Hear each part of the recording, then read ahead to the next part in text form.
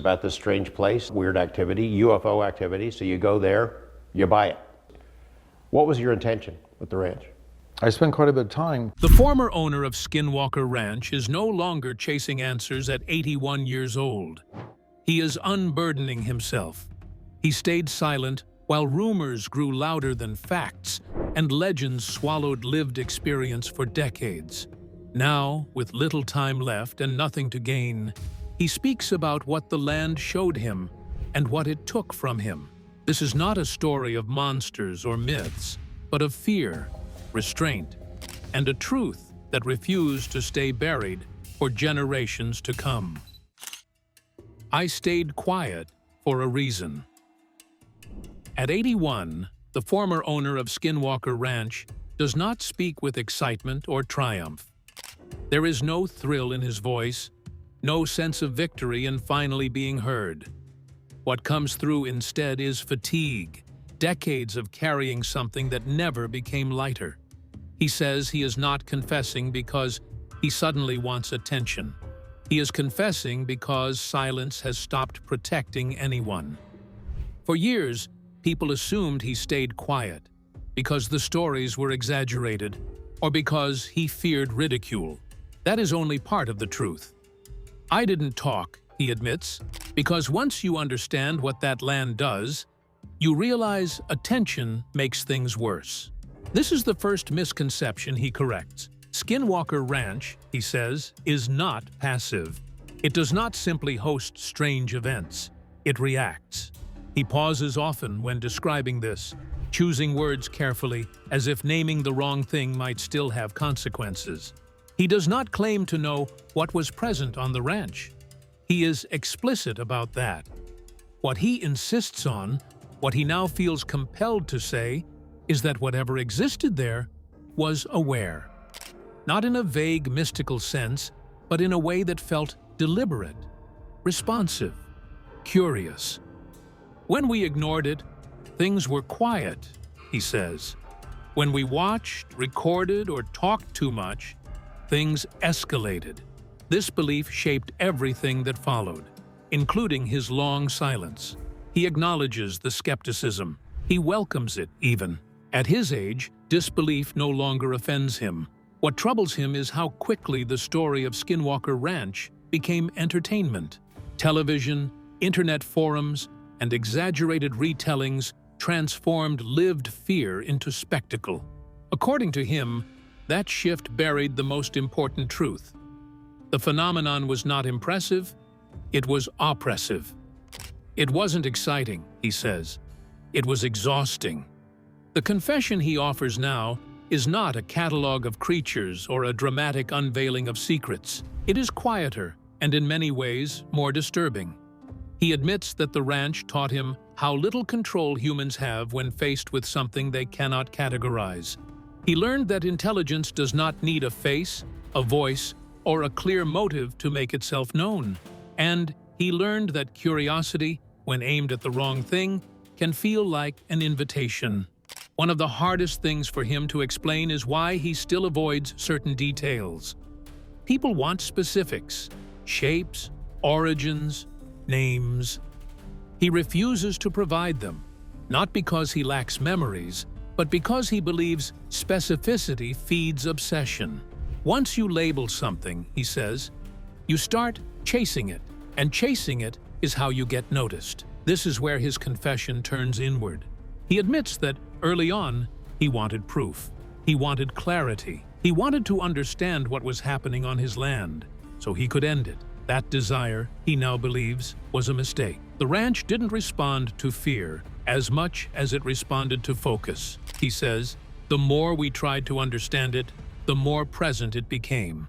This realization changed how he lived. He stopped documenting certain events. He discouraged visitors from wandering freely. He avoided speaking openly, even to friends. Not because he doubted himself, but because he trusted his instincts.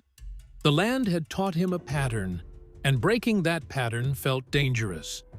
When asked why he is speaking now, after so many years, his answer is simple. I don't have to live with it much longer. Age, he says, brings clarity but also urgency. He worries less about being misunderstood and more about the damage caused by careless curiosity. He has watched new owners, researchers, and media crews approach the ranch with confidence and equipment, convinced that better technology will solve what older generations could not. He believes they are repeating the same error.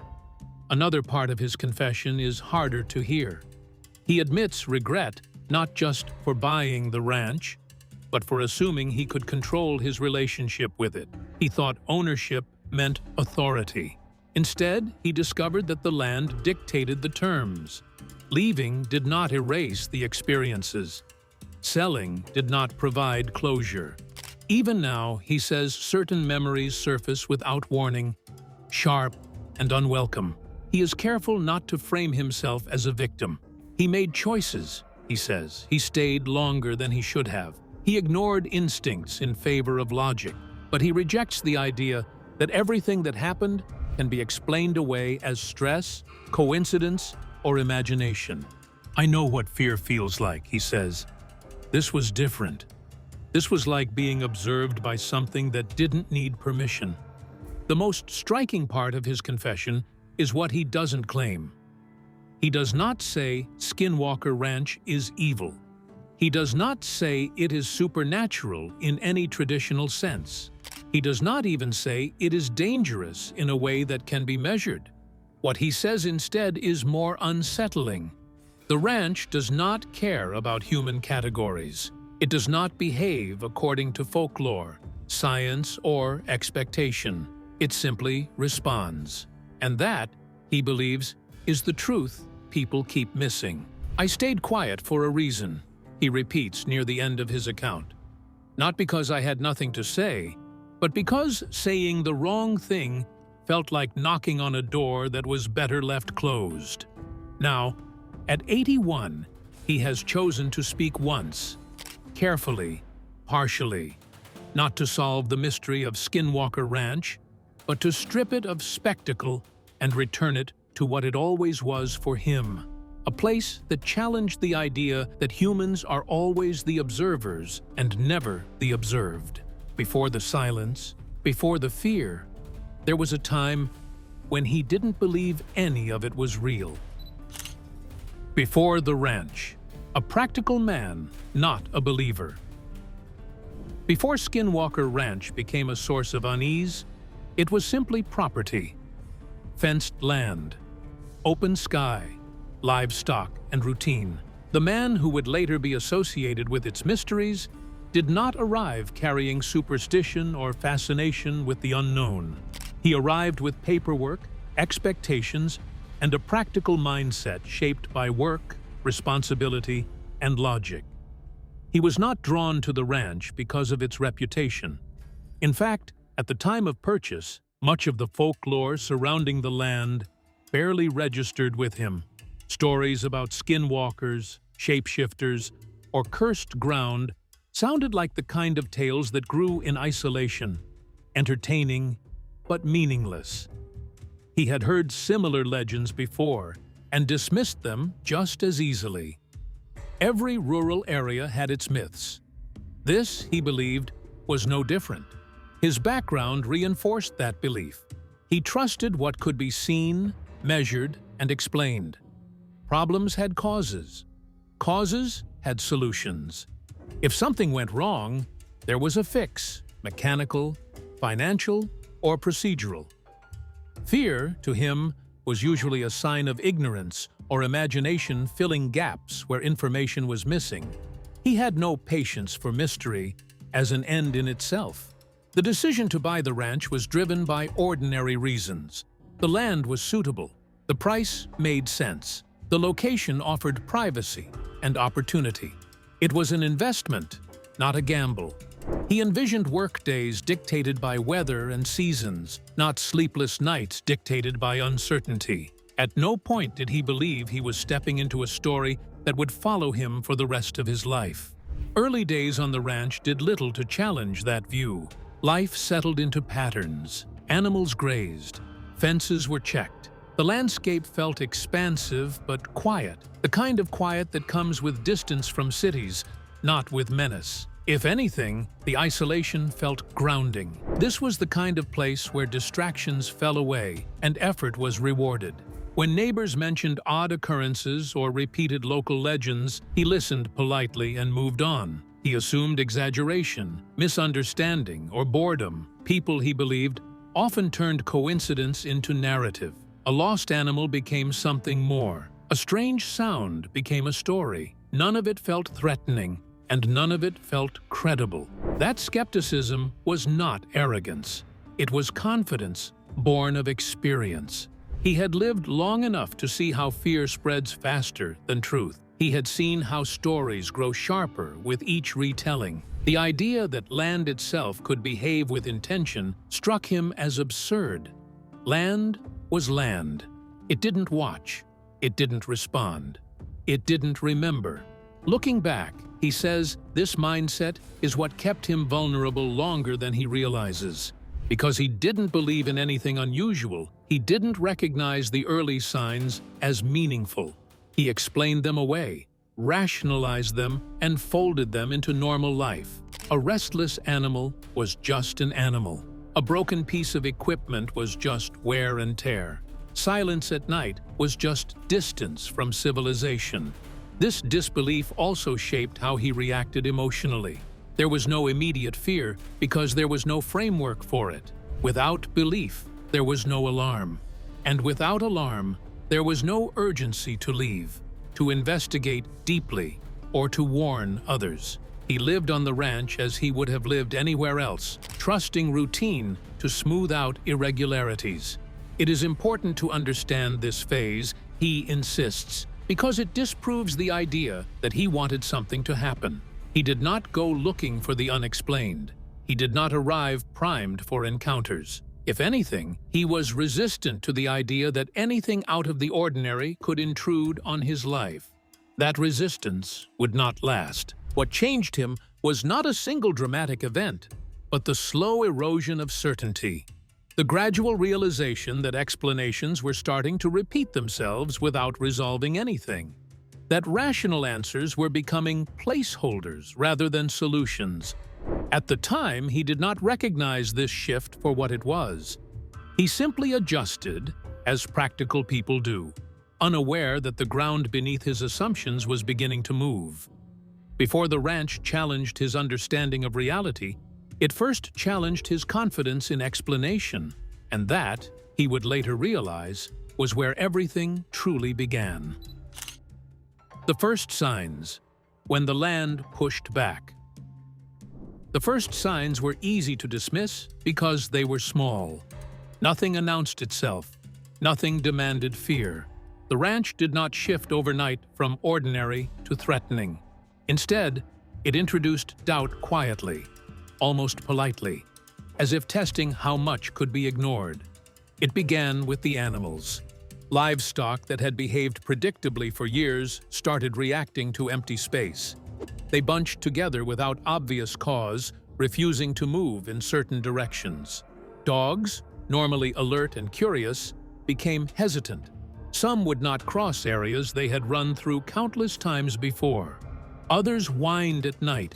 You see something there? Can't tell what the geography looks like behind it, so I don't know quite where it's coming from. It could potentially be a set of eyes. There's definitely something reflecting the lights back. Staring into darkness that revealed nothing in return.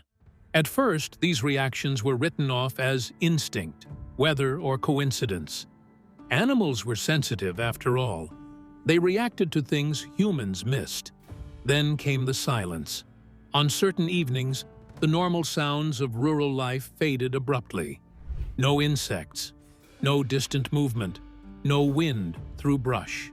The stillness felt unnatural, not peaceful, but compressed, as though the land itself were holding its breath. These moments were brief, but they lingered in memory longer than they should have. Silence, he began to realize, could feel heavier than noise. There were physical signs too, though none dramatic enough to trigger alarm. Tools went missing and later reappeared where they had already been checked. Equipment malfunctioned in ways that didn't align with wear or damage. Batteries drained quickly. Radios crackled with interference at odd moments. Each incident had a possible explanation, and he clung to those explanations tightly. What unsettled him most was the repetition. Problems did not resolve. They recycled. Fixing one issue did not prevent its return. It merely delayed it. The same fence would fail again. The same area would provoke the same animal behavior. Patterns formed, subtle but consistent, and patterns are difficult to ignore once they are noticed. Still, fear did not arrive all at once. Instead, it crept in as irritation, then confusion, then a quiet question that began to surface more often than he liked. Why here? He remembers the first moment he felt watched, not observed in a theatrical way, but noticed. The sensation was fleeting, easy to dismiss, yet persistent enough to return. It happened in open daylight, as often as at night. There was no sound, no movement, just the feeling of being included in someone else's awareness. He told himself it was imagination, fatigue, the mind filling empty space. But the feeling returned. As weeks passed, he found himself altering behavior without consciously deciding to. He avoided certain paths. He delayed tasks until daylight. He lingered less outdoors after sunset. These changes were subtle, unspoken even to himself, but they marked a shift. Logic was still present, but instinct had begun to override it. Family members noticed the change before he did. They commented on the atmosphere of the ranch, describing it as tense or heavy without being able to explain why. Conversations drifted back to the same incidents, the same questions. Nothing conclusive was said, but the subject no longer faded away on its own. One night, after another unexplained disturbance, he realized something important. None of the incidents felt random. They lacked chaos. Whatever was happening followed its own internal consistency. That realization unsettled him more than any single event. Randomness can be endured. Intent is harder to live with. He did not yet believe the ranch was hostile, but he began to suspect it was responsive. That suspicion marked the end of his skepticism and the beginning of caution. He stopped laughing off concerns. He listened more closely. He watched instead of dismissing, and in doing so, he unknowingly crossed an invisible threshold. Looking back, he identifies this period as the point of no return, not because anything catastrophic occurred, but because trust was broken. The land was no longer neutral. It had asserted itself, gently but unmistakably, and once that line was crossed, returning to ignorance was impossible. The first signs did not terrify him. They educated him, and that education came at a cost he would not fully understand until much later. When fear became daily life. The shift from unease to fear did not come with a warning. There was no single moment he could point to and say, This is when everything changed. Instead, the ranch tightened its grip gradually, transforming uncertainty into something heavier and harder to ignore. What had once been strange became routine. What had once been unsettling became expected. The livestock were the first clear signal that the situation had crossed a line. Animals began turning up dead under circumstances that defied explanation. There were no signs of struggle, no tracks, no blood where there should have been blood. Cuts appeared precise, almost deliberate, as though made with intention rather than force. Predators, he knew, were messy. Nature did not operate with clean edges. Whatever was happening on the ranch did not resemble anything he had encountered before. These discoveries changed how he moved through his days. Each morning carried apprehension. Each walk across the property felt like an inspection rather than a routine task. He began bracing himself for what he might find, even when nothing appeared out of place. Fear settled into the background, constant but controlled, like a low hum that never switched off. Then there were the lights. At first, they appeared at a distance, brief flashes that could be dismissed as reflections or aircraft. But they returned, hovering longer than they should have, moving in ways that resisted easy explanation. They did not behave like flares or planes. They did not announce themselves. They simply appeared, lingered, and vanished without sound. He stopped pointing them out to others after realizing how inadequate words were. Describing them felt like inviting disbelief. Equipment failures escalated alongside these sightings. Cameras stopped working when pointed toward specific areas. Batteries drained overnight. Radios picked up interference that sounded almost patterned, repeating in ways that made listening uncomfortable. Repairs became temporary solutions rather than fixes. It felt as though the ranch allowed technology to function only when it chose to. The psychological toll grew heavier than the physical evidence. Sleep became irregular. Conversations shortened. Laughter disappeared. Family members grew tense, hyper-aware of sounds and shadows. The ranch no longer felt like a home. It felt like a place under observation. What frightened him most was not the events themselves, but their timing. Incidents often occurred after discussions about leaving, documenting, or bringing in outsiders. It was impossible to prove a connection, but the correlation was difficult to ignore. The ranch seemed to respond not to presence, but to intention. He began setting rules, quiet ones that were never written down. Certain areas were avoided. Certain topics were dropped. Curiosity was restrained. These rules brought temporary calm, reinforcing the idea that restraint mattered. That the ranch reacted less when it was treated as background rather than subject. Fear, by this point, was no longer reactive. It was anticipatory. He feared not what he could see, but what might follow if attention was applied too heavily. The unknown had become something that pushed back. Despite everything, he did not leave immediately. Fear, he learned, does not always drive people away. Sometimes it convinces them to endure, to adapt, to minimize disruption. He told himself that leaving would mean surrendering to something he could not define. Staying felt like maintaining control, even if that control was largely imagined. Over time, the extraordinary became strangely normal. That normalization, he now believes, was one of the ranch's most dangerous effects. When fear becomes familiar, it loses its urgency. It embeds itself into routine, and routine, once established, is difficult to break. By the time he understood how deeply fear had reshaped daily life, it was already woven into every decision. The ranch had not overwhelmed him. It had worn him down. And in doing so, it ensured that leaving would not feel like escape. We welcome back the guys from Lock Precision to help us conduct our most advanced rocket experiment yet to figure out one of the craziest anomalies we've ever encountered on Skinwalker Ranch. But like unfinished business, this was no longer a place of unanswered questions. It was a place that demanded careful behavior. And the cost of ignoring that demand was becoming clearer with every passing day. What started as subtle unease had become impossible to ignore. But leaving wasn't simple. Pride, money, and curiosity had already tied him to the land. Why he didn't leave?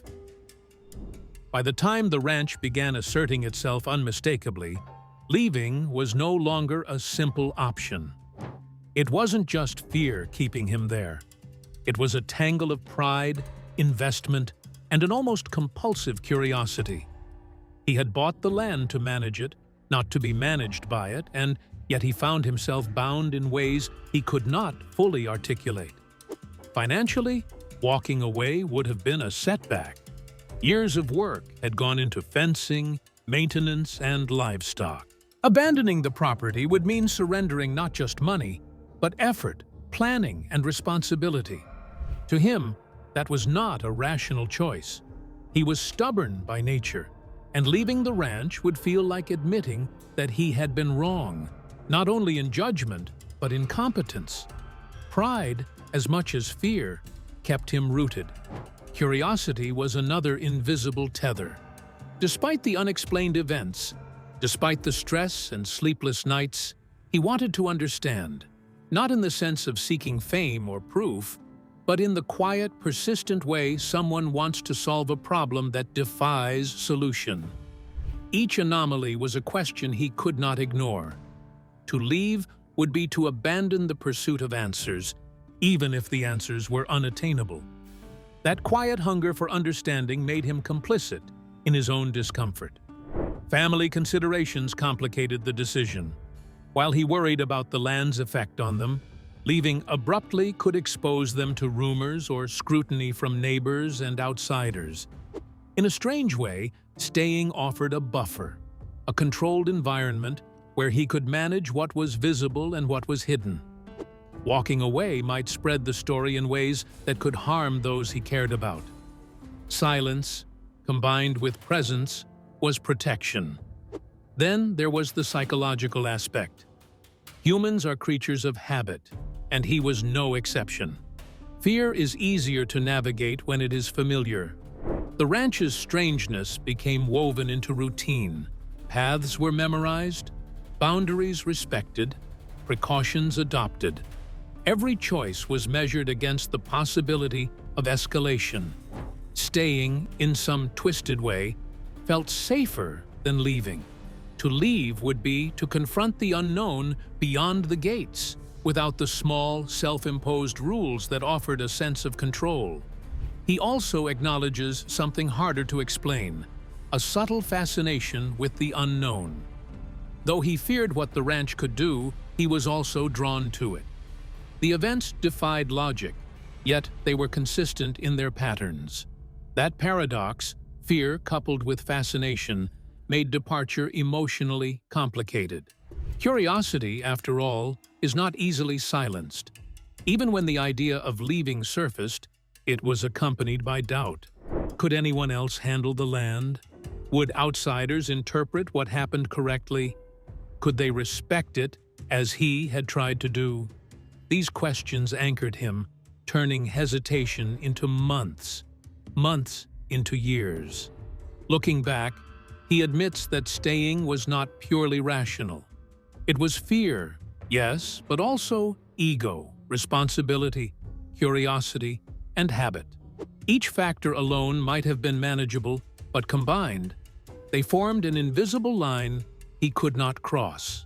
To leave was not just to walk away from a property, it was to abandon understanding, control, and, in a sense, himself. This invisible line is what most people fail to grasp when they hear about Skinwalker Ranch. They imagine dramatic exits, heroic abandonments, or sudden flights from terror.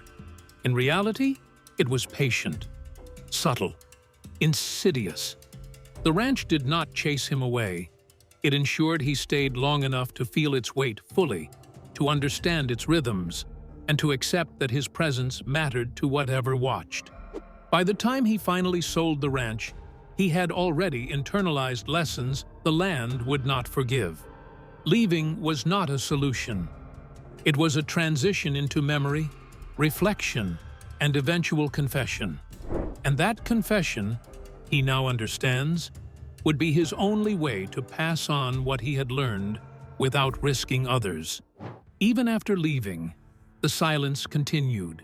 Years of secrecy shaped by fear, pressure, and the unspoken rules of a place that never truly let go.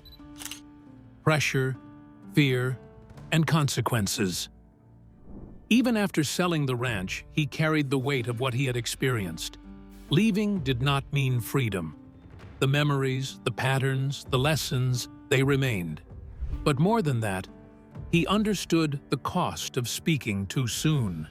Silence had been a shield, and breaking it without care could invite consequences far beyond ridicule.